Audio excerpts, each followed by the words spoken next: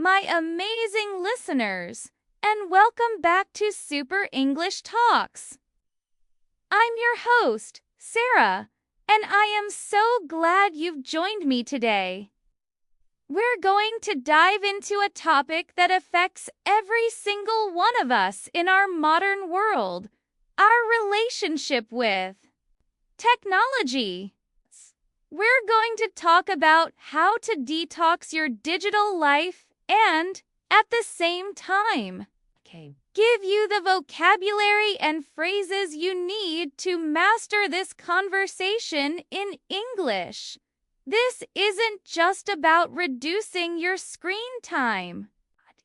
It's about reclaiming your focus, your mental peace, and your time. So, get comfortable, grab a notebook if you like, and let's get started. You know, it feels like our lives have become completely intertwined with our devices. We wake up, and the first thing we do is check our phones. We go to bed, and the last thing we see is a screen. This constant connection has some serious downsides, and it's something that a lot of people are starting to talk about. A study by the American Psychological Association found that a significant number of adults feel technology is a major source of stress. Think about that: 1 in 5 people feel their devices are a source of significant strain. It's not surprising when you consider how much we use them. The average person spends hours every day looking at a screen. Whether it's for work, social media, or entertainment, this constant bombardment of information and notifications has a real impact on our well-being. One of the biggest issues is sleep disruption. Our devices emit a type of light called blue light that messes with our natural sleep-wake cycle, our circadian rhythm. When we look at screens right before bed, our brains get the signal that it's still daytime, making it harder to fall asleep. And it's not just adults. Studies have shown that kids who use digital devices at bedtime get worse quality sleep, beyond sleep. There's a significant impact on our mental health. Heavy tech use, especially social media, has been linked to increased anxiety and depression. We're constantly exposed to these perfectly curated highlight reels of other people's lives. And it's easy to fall into the trap of upward social comparison, where we compare our ordinary, everyday lives to the extraordinary, edited moments of others. This can make us feel like we're not measuring up, which is a fast track to feeling stressed and inadequate. Then there's the constant feeling of being on call 24/7. It's so much harder to switch off and truly relax. When your work emails are buzzing on your phone after dinner. This lack of a clear boundary between work and life can be exhausting and lead to burnout. But why are we so hooked? What's the science behind the constant need to check our phones? It all comes down to brain chemistry, specifically a neurotransmitter called dopamine. Every time we get a notification, a like, or a message, our brain releases a little hit of dopamine. Dopamine is associated with pleasure and reward, and it makes us feel good. This is what makes us crave more digital stimulation. It's the same mechanism that drives other addictive behaviors. So, in a way, our phones are hijacking our brain's reward system, making it feel almost impossible to put them down. The good news is that we can retrain our brains. We can find pleasure and satisfaction in other, healthier activities. The key is to be more intentional with our technology use. Instead of passively scrolling, we can engage in activities that are more active and stimulating, and that release dopamine in a more sustainable way. Things like exercise, spending time in nature, listening to music, connecting with loved ones in person, reading or learning a new skill. The goal isn't to go off the grid completely. It's about making conscious choices and finding a healthy balance. Practical tips for a digital detox. So, how do we start? How do we take back control from our devices? It's about developing sustainable habits, not just a temporary fix. Let's talk about some practical, actionable steps you can start taking today. One of the simplest yet most effective things you can do is turn off non-essential notifications. That constant barrage of pings and buzzes is a huge contributor to stress and distraction. You don't need a notification every time someone likes your photo or a brand sends you a promotional email. Turn off all the notifications that aren't from a person you know. This will reduce the number of times your phone demands your attention, giving you back control. Another great trick is to create no-phone zones in your home. Designate certain areas, like the bedroom or the dining table, as places where devices are not allowed. This helps you be fully present with the people you're with and protects your sleep. Studies have even shown that just the presence of a phone on a table can negatively impact the quality of in-person conversations because our brains are constantly anticipating that next notification. So, by creating these zones, you are making a conscious choice to prioritize real-world interactions. You can also try a technique called digital minimalism, which is a philosophy of using technology with intention and purpose. One simple way to practice this is to schedule specific times to check email and social media. Instead of constantly refreshing your feeds, you could designate, say, an hour in the morning and an hour in the evening for your digital catch-up.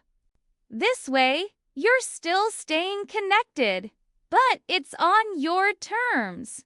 This is about taking back control of your time and attention, and it can be a huge step towards feeling less overwhelmed. If you're feeling adventurous, you could even try converting your phone to grayscale. It might sound a bit strange, but it makes your phone less visually stimulating and therefore less tempting to pick up. Those bright, colorful apps are designed to be visually appealing and to keep us hooked. So removing the color can take some of the shine off the device. Asterisk vocabulary and phrases to discuss digital detox now. Let's practice the language you'll need to talk about this. The key to mastering a language is being able to discuss the things that are relevant to your life. Here are some phrases and vocabulary to help. You talk about digital detoxing in English. 1. General conversation starters. I'm feeling a bit overwhelmed by technology lately. I think I need a digital detox. Hey? Have you ever tried to reduce your screen time? I'm trying to build healthier tech habits. 2. Discussing the negative impacts. I'm dealing with a lot of sleep disruption because I'm on my phone so late. Constant notifications are a huge source of stress for me. I think a lot of people are experiencing burnout from being connected all the time.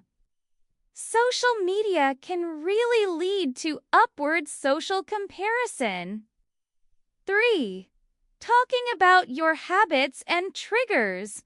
I tend to get sucked into social media when I'm feeling bored. My phone is a big time sucker. I'm trying to be more mindful of my tech use. I've decided to go on a digital fast for a few days. 4. Explaining your solutions and strategies. I've started creating no phone zones in my house. Like in the bedroom. I've turned off all my non-essential notifications.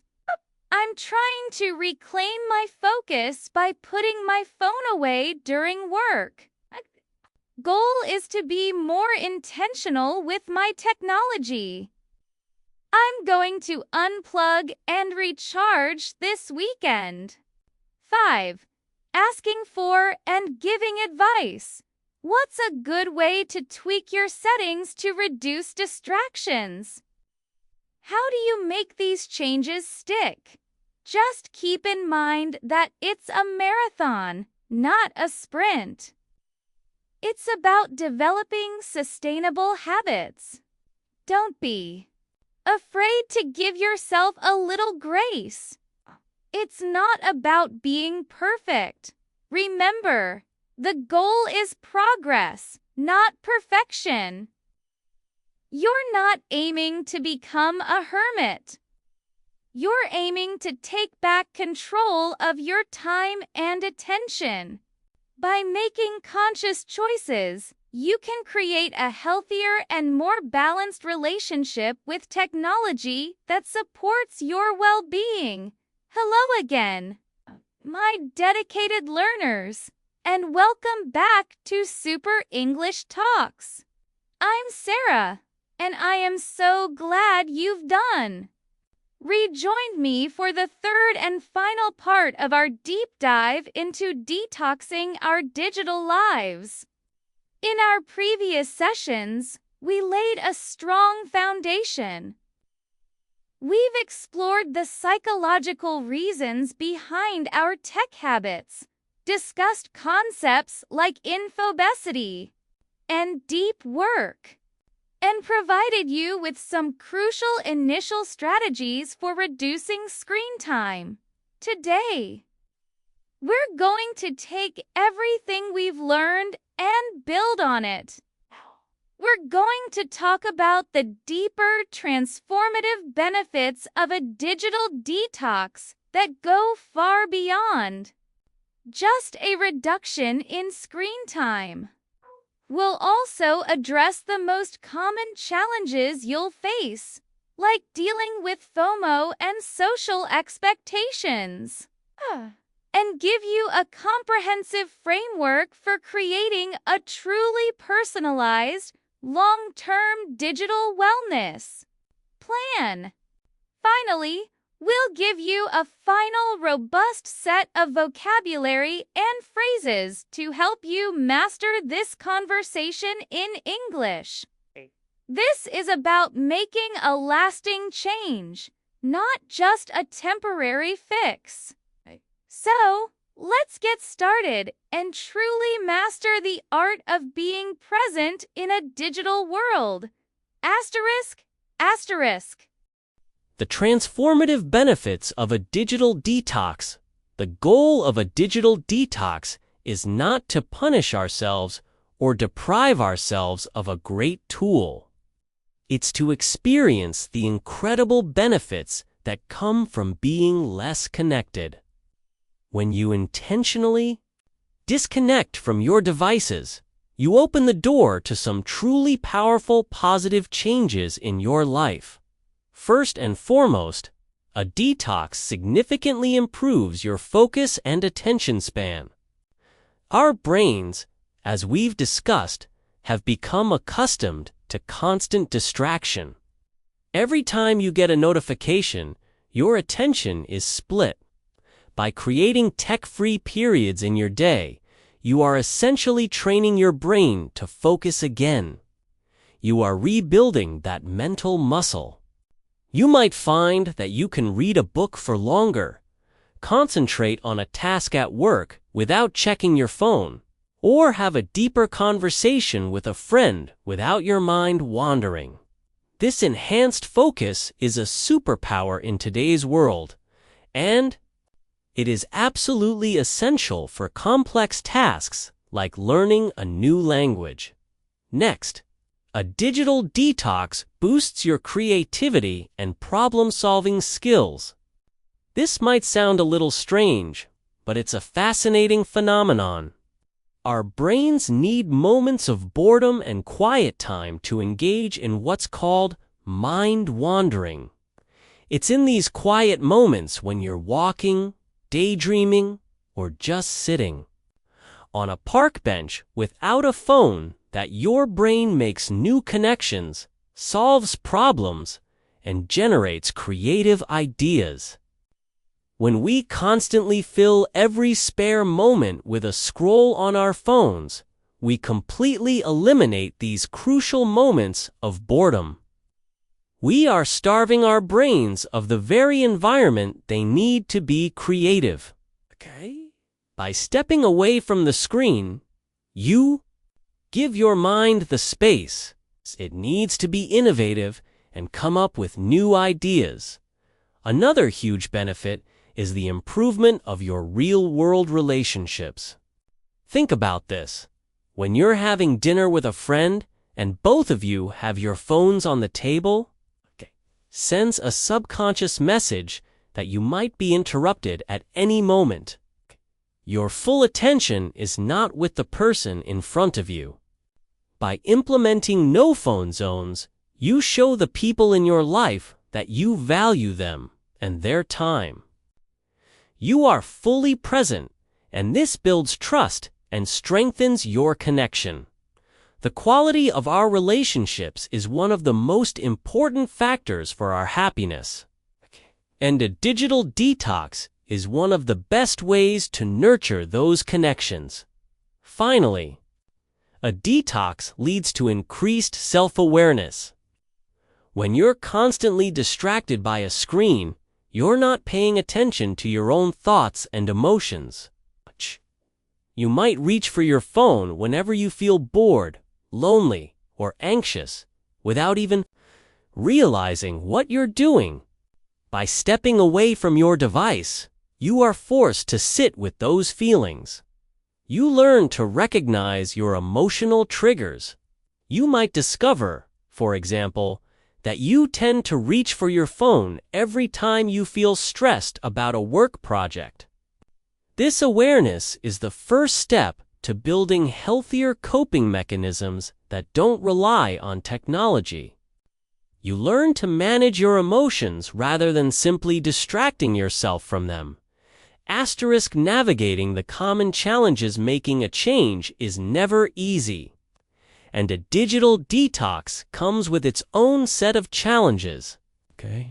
It's important to be prepared for these, so you don't get discouraged and give up. One of the biggest hurdles is the fear of missing out, or FOMO. You might worry that if you don't check social media, you'll miss a party, a news story, or an inside joke. This is a very real psychological effect, but you have to train yourself to overcome it. One way to do this is to shift your perspective. Instead of focusing on what you might be missing online, focus on what you're gaining in the real world. More time, more focus, more peace. You can also reframe FOMO as JOMO, the joy of missing out. Celebrate the fact that you are present in your own life. Instead of just observing the lives of others, another challenge is dealing with social expectations. Your friends or family might not understand why you're not answering their texts immediately. They might wonder why you're not on social media. This is a great opportunity to practice your English and set clear boundaries. You can say things like, "I'm trying to be more intentional with my phone use, so I only check it at certain times," or "I'm on a small digital detox, but I'll catch up with you later." This teaches people to respect your boundaries and helps them understand your goals. Finally, you will likely experience setbacks. This is probably the most important thing to remember. You will fall off the wagon. You'll have a stressful day and end up scrolling for an hour. This is not a failure. It's a natural part of the process. The key is how you respond. Instead of feeling guilty and giving up, you can acknowledge the setback and use it as a learning opportunity. Ask yourself, what was I feeling when I started scrolling? What can I do differently next time? This allows you to learn from the mistake and get back on track without judgment. Creating a personalized digital wellness plan now. Of this together into a practical, step-by-step plan that you can use to create a lasting change. Step 1. Identify your why. This is the most crucial step. What is your motivation? Do you want to improve your sleep, reduce stress, or have more time for your hobbies? Maybe you want to become a more focused English learner. Write down your why and keep it somewhere. You can see it. It will be your guiding light when you feel tempted to give up. Step 2. Take stock of your habits. You can't manage what you don't measure. For 1 week, try to be a passive observer of your own tech habits. Use your phone's built-in screen time tracker or a third-party app to see exactly how much time you spend on each app. Don't try to change anything this week. Just observe. This data will be your starting point and will help you identify your biggest time suckers. Step 3. Experiment with boundaries. Based on your why and your data, start setting small, realistic boundaries. Don't try to go from 5 hours a day to 0. Try one of these time boundaries. Don't use your phone for the first hour of the day or the last hour before bed. App boundaries. Delete one app you waste a lot of time on, or set a daily time limit for it. Location boundaries. Create a no-phone zone in a specific room. Task-specific boundaries. When you are studying English, put your phone in another room. Step 4. Find your support system. Share your goals with a friend, a family member, or a language partner. Having someone to hold you accountable can make a huge difference. You can also find a community online or in person that shares your values. You'll feel less alone in your journey. Step 5. Fill the void. When you reduce your screen time, you will inevitably have more free time. It's important to have a plan for how you're going to fill that void. What are some offline activities that you love? Okay, maybe it's reading, painting, going for a run, learning an instrument, or practicing your English conversation skills with a real person. Making a list of these activities will prevent you from mindlessly reaching for your phone when you're bored. Asterisk. Final vocabulary and phrases for discussion. Let's conclude with a final, extensive list of phrases to help you articulate every part of this journey. 1. Describing the benefits of a digital detox. My focus has improved so much since started putting my phone away. I feel like I have more mental clarity now. My digital detox has led to a big boost in my creativity. I'm now finding that I have more self-awareness about my emotions. I'm learning to find the joy of missing out, or JOMO. 2. Talking about challenges and setbacks. I'm really trying to overcome my FOMO. The biggest challenge is managing social expectations from my friends. I had a setback today, but I'm not going to let it discourage me. I'm trying to be more resilient when I fall off track. 3. Discussing a personalized plan. I'm in the process of creating a digital wellness plan. I've identified my triggers, and now I have a plan for them.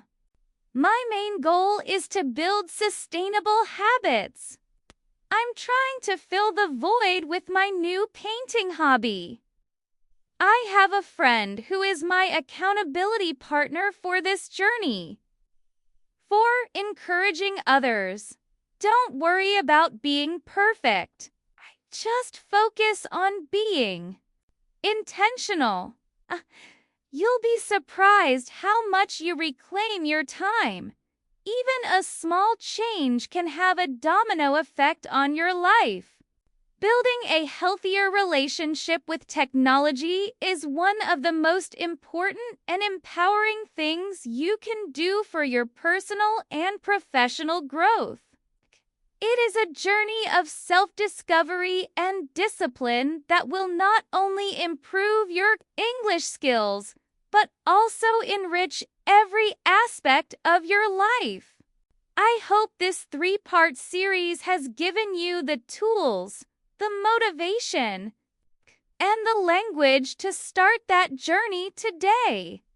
Let's begin by discussing the concept of infobesity. This is a term used to describe the overwhelming amount of information we consume every single day. We're bombarded with news, social media updates, articles, videos, podcasts. It's an endless stream. This constant flow of information can make us feel mentally exhausted. Brains were not designed to process this much data at once. This constant consumption can also lead to a condition called decision fatigue. Every time we open our phones, we're faced with 1,000 tiny decisions. Which notification to check, which app to open, which email to read first. All of these small decisions add up and can leave us feeling drained and less capable of making important decisions later in the day. Another related issue is the loss of deep work. Deep work is a term coined by author Cal Newport to describe focused, uninterrupted concentration on a single task. It's the kind of work that creates real value and helps you learn complex skills. In our modern digital environment, deep work is becoming increasingly rare. The constant pings and notifications from our devices train our brains to crave distraction. We get a little hit of dopamine every time we switch tasks, so our minds become conditioned to a state of constant, low-level distraction, which makes it almost impossible to concentrate for long periods. To truly learn a language, you need to be able to focus, to do deep work. You need to spend time studying grammar rules, practicing pronunciation, or reading a book without being interrupted every 2 minutes. So, learning to manage our tech habits is directly tied to our ability to learn and grow. Inspiring stories and case studies sometimes. Hearing about other people's experiences can be the most powerful motivator. I want to share a couple of stories with you to illustrate the benefits of a digital detox. Think about a person like Matt Divella. He's a filmmaker and a YouTuber who became a leading voice in the digital minimalism movement. He decided to take a month-long break from social media.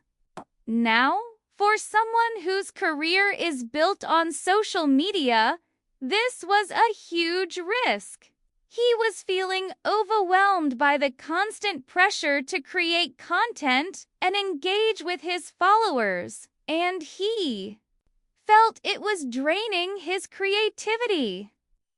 He needed to hit the reset button on his relationship with social media. During that month, he reported feeling a significant increase in his clarity and focus. He was able to devote more time to his creative projects and said he came back to social media with a fresh perspective and a renewed sense of purpose.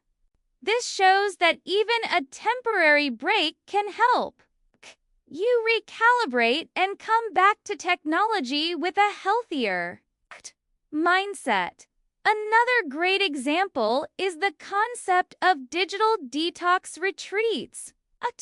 These are places people go to intentionally unplug from their devices for a few days or even a week. These retreats usually involve things like yoga, meditation, nature walks, and group discussions, all without the distraction of technology. People who attend these retreats often talk about the incredible sense of peace and clarity they feel. They get to reconnect with nature, with other people, and with themselves.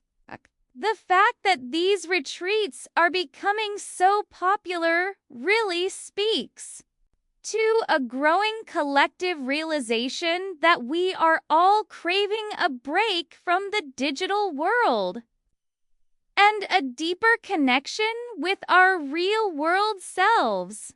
It's like a vacation for your mind. More practical, actionable strategies. Now, let's build on the tips we discussed last time and get into some more advanced strategies for long-term digital wellness. 1. The grayscale trick. A simple but powerful I mentioned this before, but it's worth explaining in more detail.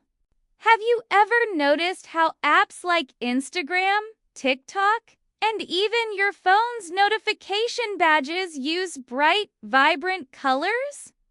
That's no accident. Okay. Those colors are designed to be visually stimulating and to catch your attention. By converting your phone to grayscale, you remove all the color. This makes the phone less visually appealing, and studies have shown that it can make you less likely to mindlessly scroll. It takes the shine off the apps and makes the experience less rewarding for your brain's dopamine system. It's a very simple change in your phone's settings, but it can have a surprisingly powerful effect on your habits. 2. The time blocking method to combat the loss of deep work. You can use a strategy called time blocking. This is where you schedule specific, uninterrupted blocks of time in your day for focused work. During these blocks, you put your phone in another room or turn it off completely. For an English learner, this could mean scheduling a 30-minute block for grammar practice, where you are completely focused and have no distractions. This teaches your brain to focus again and helps you make real progress on complex tasks. About being proactive about your time, rather than reactive to your notifications. 3. The mindful scroll. You don't have to quit social media altogether, but you can change the way you use it. Instead of aimlessly scrolling, try practicing mindful scrolling. Before you open an app like Instagram, ask yourself, why am I opening this? What am I hoping to get from this? When you're in the app, be aware of what you're seeing and how it makes you feel. If you find yourself feeling anxious, stressed, or jealous, you can make a conscious decision to close the app. This practice of awareness helps you use social media as a tool, not as a mindless habit. It helps you take back control. Point 4. The tech-free evening. This is a great habit to build. Try to designate a specific time in the evening, say after 8 p.m., where all screens are put away. Instead of watching TV or scrolling on your phone, you could read a book, listen to music, have a conversation with a loved one, or take a walk. This helps protect your sleep, as we discussed earlier, and gives your brain a much-needed break before bed. It also opens up time for other, more enriching activities. 5. The digital catch-up day. If you're worried about missing important information, you can designate one day a week as your catch-up day. This is the day you check all the news, emails, and social media you may have missed. The other 6 days of the week, you can feel confident that you haven't missed anything crucial, which can help you stay away from your devices and focus on the present. Asterisk. Expanded vocabulary and phrases for discussion. Let's expand our list of phrases to give you an even richer vocabulary for these conversations. 1. Describing your relationship with tech. I'm trying to break my dependence on my phone. Feel like I'm addicted to notifications.